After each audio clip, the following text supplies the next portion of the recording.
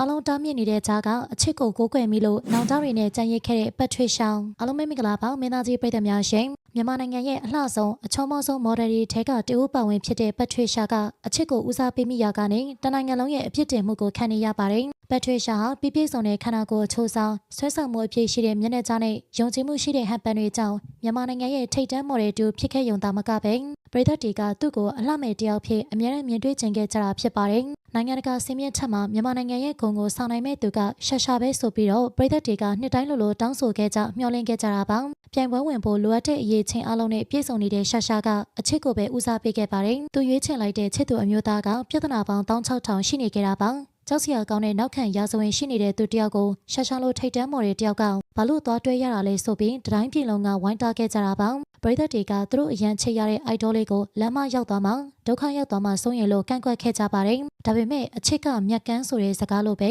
ရှာတယောက်ကတော့ဘသူတွေဘာပြောအဲ့ဒီယောက်ျားရဲ့လက်ကိုရဲရဲဝံ့ဝံ့တွဲခဲ့တာပါတိုင်းပြည်လုံးကသူ့ကိုအလှမေတရက်ဖို့လေးစောင်းတာမြင်ချင်ခဲ့ပေမဲ့သူကတော့အလုံးရဲ့ဆန္ဒကိုကြောခိုင်းပြီးအဲ့ဒီအစိတ်သင့်အချစ်ကိုပဲရွေးချယ်သွားခဲ့တာပါပြဿနာတွေကတွဲပြီးမှပူဆိုးလာကဒီလိုယောက်ျားမျိုးကိုရွေးချယ်ခဲ့တဲ့မိန်းကလေးတယောက်ရဲ့နှလုံးသားကတဖြည်းဖြည်းနဲ့အမှောင်ဖုံးလာခဲ့ပါတယ်အမှားလောက်ထားတာကသူဖြစ်နေပေမဲ့ပြန်ပြီးအပြစ်တင်ခံရတာကရှာဖြစ်နေခဲ့ပါတယ်သူမြင်နေရတဲ့အမှန်တရားတွေကိုတော့သူကိုယ်တိုင်ပြန်ပြီးတန်တရားဝင်လာအောင်အယူတရားလိုဖြစ်လာအောင်ရရဆက်ဆက်ကိုချဲလဲခဲ့တာပါရှင်ချဲလဲသမျှကိုလည်းယုံစားမိပြီးသူဘက်ကနေပြန်လဲကာကွယ်ပေးခဲ့ရတာတွေလုံးဝမတန်ဘဲနဲ့ကိုပျောက်ဆုံးလာတယ်လို့ဆိုပါတယ်တိုင်းပြည်လုံးကိုစန့်ကျင်ပြီးရွေးချယ်ခဲ့တဲ့အချက်ကနောက်ဆုံးမှာတော့သစ္စာဖောက်မှုပဲပြန်ရခဲ့တာပါလက်တလုံးမှာထွက်ပေါ်လာတဲ့သတင်းတွေအရတော့အဲ့ဒီအချစ်သူအမျိုးသားကဗီယက်နမ်ကောင်မလေးတယောက်နဲ့တွဲနေတယ်လို့ဆိုပါတယ်မြန်မာပြည်ရဲ့ထိပ်တန်းမော်ဒယ်တယောက်လုံးကိုပိုင်ဆိုင်ထားရတဲ့ဒီလိုမျိုးအောက်တန်းကျတဲ့လုပ်ရမျိုးလုပ်ရတာကိုပရိသတ်တွေကအံ့ဩလို့မဆုံးဖြစ်နေကြတာပါရှာကတော့ပြတ်သွားတာတောင်မှအဲ့ဒီတုန်းကသူ့ကိုရွေးချယ်ခဲ့တဲ့အမှားကြောင့်